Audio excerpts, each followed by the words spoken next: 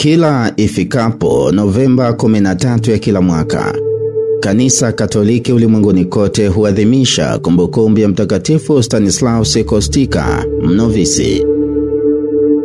Stanislaus alizaliwa Poland mnamo mwaka 1550 na wazazi wa jamaa bora kabisa.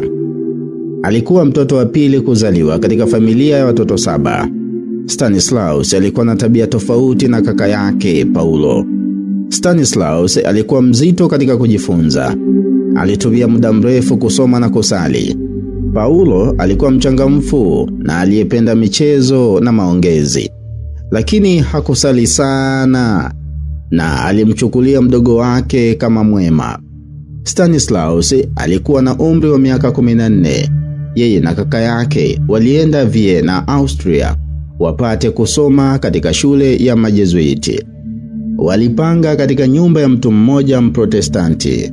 Stanislaus alisumbuliwa sana na kaka yake Paulo kwa maisha yake ya kutafuta anasa za dunia.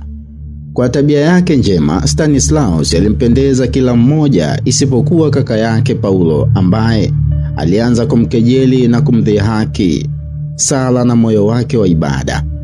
Mbaya zaidi, yule Mprotestanti alimkataza asimpokee ama asipokee sakramenti. Hata hivyo, Stanislaus aliendelea kuzishikilia zaidi kanuni zake, akibaki mwaminifu kwa sala zake binafsi. Masumbuko haya yalimpelekea hata akaugua.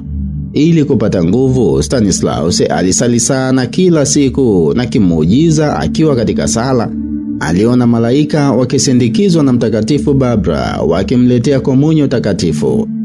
Bikira Maria pia alimtokea wakati akisali rozari na kumshauri ajiunge na shirika la Majezuiti na kumponya ugonjwa wake.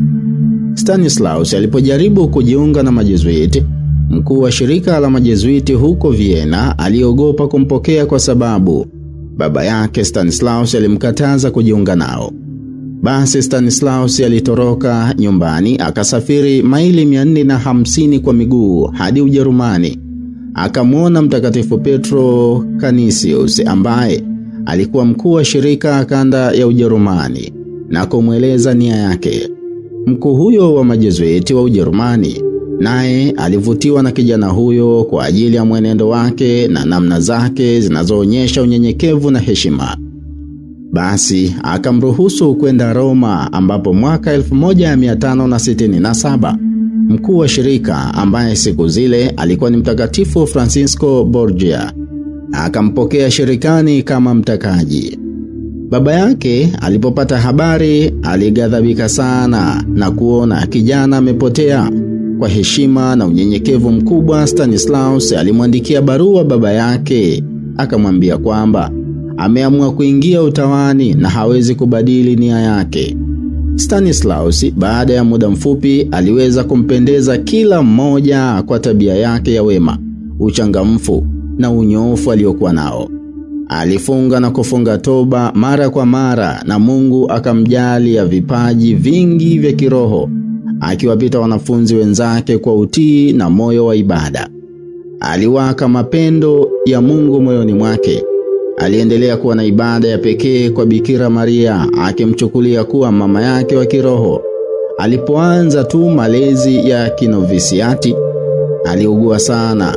Akafa tarehe 10 mwezi Agosti mwaka 1568. Wakati anakufa, alisema, "Namuona Bikira Maria na kundi la malaika wakija kuipokea roho yangu." Mwezi mmoja baada ya kifo chake, kaka yake, yaani Paulo, alifika katika nyumba ya novisiati kumwamuru Stanislaus arudi nyumbani.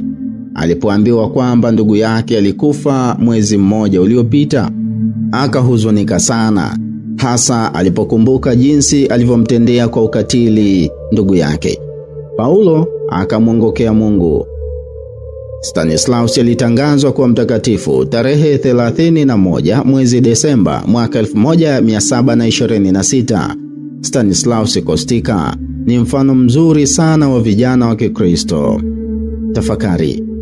Sikuzaliwa kwa ajili ya maisha ya hapa duniani, bali kwa ajili ya maisha ya umilele. Maneno haya aliyezungumza mwenyewe, Mtakatifu Stanislaus Kostka. Mtakatifu Stanislaus Kostka, mnovisi, utuombee. Hii ni sauti ya Pasco Tulliano. Tumsifu Yesu Kristo.